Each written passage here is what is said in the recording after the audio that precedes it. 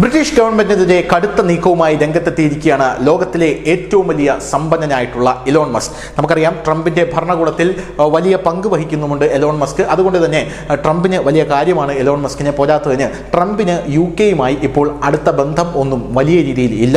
UK-യെ Trump mind പോലും ചെയ്യുന്നില്ല എന്ന് വേണമെങ്കിൽ നമുക്ക് കൊളോക്കിയലി പറയാം. ഇനി എന്താണ് എലോൺ മസ്കും ബ്രിട്ടനും തമ്മിൽ നിലവിലുള്ള പ്രശ്നം എന്ന് നമുക്ക് പരിശോധിക്കാം.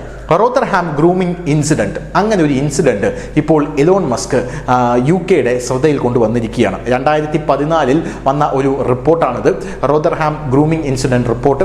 ഈ റിപ്പോർട്ട് ഇപ്പോൾ എലോൺ മസ്ക് എടുത്ത് പുറത്തു വച്ചിരിക്കുകയാണ്. ഇനി എന്താണ് ആ സംഭവം എന്നല്ലേ? 1400ഓളം കുട്ടികളെ, പ്രത്യേകിച്ച് ബാലികമാരെയും ബാലകന്മാരെയും പാകിസ്ഥാനികളായിട്ടുള്ള ആൾക്കാർ റുദർഹാം എന്ന് പറയുന്ന ഒരു നഗരത്തിൽ ബലാത്സംഗത്തിന്, അതായത് ക്രൂര ബലാത്സംഗത്തിന് ഇരയാക്കിയ ഒരു ഇൻസിഡൻ്റാണ് ഈ റുദർഹാം ഗ്രൂമിംഗ് ഇൻസിഡൻറ്റ് എന്ന് പറയുന്നത്. ഇനി എന്തുകൊണ്ടാണ് റുദർഹാം ഗ്രൂമിംഗ് ഇൻസിഡൻറ്റ് എലോൺ മസ്ക് ഇപ്പോൾ UK-യിൽ പറയാനായിട്ടുള്ള കാരണമെന്ന് പറഞ്ഞാൽ, ഗ്രൂമിംഗ് സംഘങ്ങളുടെ അഴിമതി. ഈ ഗ്രൂമിംഗ് സംഘങ്ങളുടെ അഴിമതിയിൽ ദേശീയ അന്വേഷണം ആവശ്യപ്പെട്ടിരുന്നു പല സംഘടനകളിലും ബ്രിട്ടനിൽ. അതിനെ ഓൾഡ് ഹാം ടൗൺ കൗൺസിൽ, അങ്ങനെ ആവശ്യപ്പെട്ടുള്ള ഓൾഡ് ഹാം ടൗൺ കൗൺസിലിൻ്റെ ഒരു അപേക്ഷ ഇപ്പോഴുള്ള ലേബർ ഗവൺമെൻറ് നിർദാക്ഷിണ്യം തള്ളിക്കളഞ്ഞിരിക്കുകയാണ്. അതായത് ഈ സംഘങ്ങളുടെ പേരിലുള്ള അന്വേഷണം ഞങ്ങൾ അനുവദിക്കില്ല എന്നാണ് ഇപ്പോൾ അവർ പറഞ്ഞിരിക്കുന്നത്. ലേബർ പാർട്ടി ഇപ്പോൾ പറഞ്ഞിരിക്കുന്നത്, ലേബർ ഗവൺമെൻറ് ഇപ്പോൾ പറഞ്ഞിരിക്കുന്നത്. ഇത് എലോൺ മസ്കിനെ ചൊടിപ്പിച്ചിരിക്കുകയാണ്.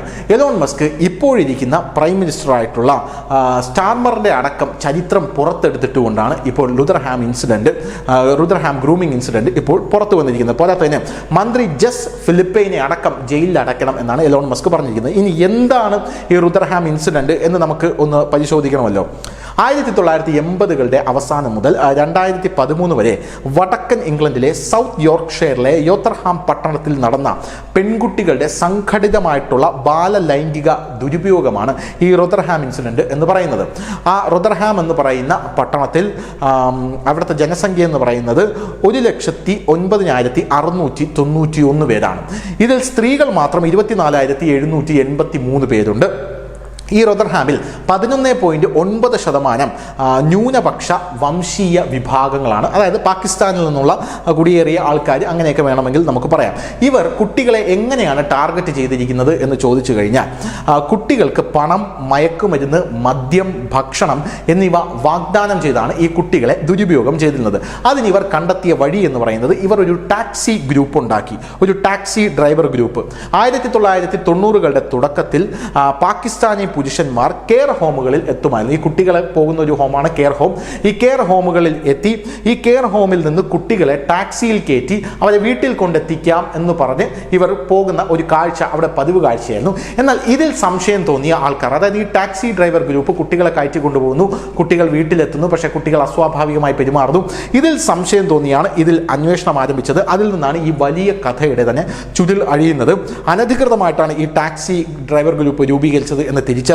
14,000 കുട്ടികൾ ഇവരാൽ ബലാത്സംഗം ചെയ്യപ്പെട്ടു എന്ന് തിരിച്ചറിഞ്ഞു. 2010 ഇതിന്റെ ആദ്യത്തെ ശിക്ഷാവിധി വന്നത്. 12 മുതൽ 16 വയസ്സ് പ്രായമുള്ള പെൺകുട്ടിയെ ലൈംഗികമായി പീഡിപ്പിച്ച കേസിൽ 5 പാകിസ്ഥാൻ പുരുഷന്മാർ ശിക്ഷിക്കപ്പെട്ടതാണ് ഇതിലെ ആദ്യത്തെ ശിക്ഷാവിധി എന്ന് പറയുന്നത്. ഈ കെയ്ൻ സ്ട്രാമർ എന്ന് പറയുന്ന ഇപ്പോഴത്തെ ഭരണാധികാരി, അതായത് ഇംഗ്ലണ്ടിലെ ഭരണാധികാരി, അന്ന് പബ്ലിക് പ്രോസിക്യൂഷൻ ഡയറക്ടറായിരുന്നു. അതായത് 2008 മുതൽ 2013 വരെ പബ്ലിക് പ്രോസിക്യൂട്ടർ ഡയറക്ടറായിരുന്നു. കെയർ സ്റ്റാർമർ അന്ന് ചെയ്ത ഒരു വിഷയം എന്ന് പറയുന്നത്, ഇദ്ദേഹം ഈ വിഷയത്തിൽ പ്രോസിക്യൂഷനായി കാലതാമസം എടുത്തു എന്നുള്ളതാണ്. പോരാത്തതിന് ഇരകളുടെ ക്ഷേമത്തിന് മുൻഗണന നൽകുന്നതിനേക്കാളും ഇയാൾ വേട്ടക്കാരുടെ ക്ഷേമത്തിന് മുൻഗണന നൽകി എന്ന വലിയ രീതിയിലുള്ള ആരോപണം അന്നുണ്ടായിരുന്നു. Crown Prosecution Service grooming gang ആരോപണങ്ങൾ കൈകാര്യം ചെയ്യുന്നതിനെക്കുറിച്ച് ഇയാൾക്കെതിരെ വലിയ വിമർശനങ്ങൾ ഉയർന്നിരുന്നു. ഇസ്ലാമോഫോബിയ ആരോപിക്കപ്പെടുന്നതിനെക്കുറിച്ചുള്ള ആശങ്കകൾ ചില പ്രതികളെ പ്രോസിക്യൂട്ട് ചെയ്യാതിരിക്കാനും ഇയാളെ പ്രേരിപ്പിച്ചു. അതായത് പ്രതികളെ ശിക്ഷിച്ച് പോയി കഴിഞ്ഞാൽ അത് തൻ്റെ ഇസ്ലാമോഫോബിയ കൊണ്ടായിരിക്കുമോ എന്നാണ് ഈ കെയർ സ്റ്റാർമർ, ഇന്നത്തെ പ്രധാനമന്ത്രി, UK-യിലെ പ്രധാനമന്ത്രി, അന്ന് വിചാരിച്ചിരുന്നത്.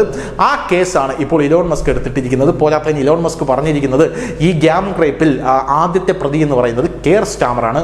അതുകൊണ്ട് ഞാൻ ഈ ഇംഗ്ലണ്ടിലെ രാജകുടുംബത്തോട് ആവശ്യപ്പെടുന്നു, നിങ്ങൾ എത്രയും വേഗം ഒരു റീ എലക്ഷൻ വിളിക്കണം എന്ന്. News desk, news India Malayalam.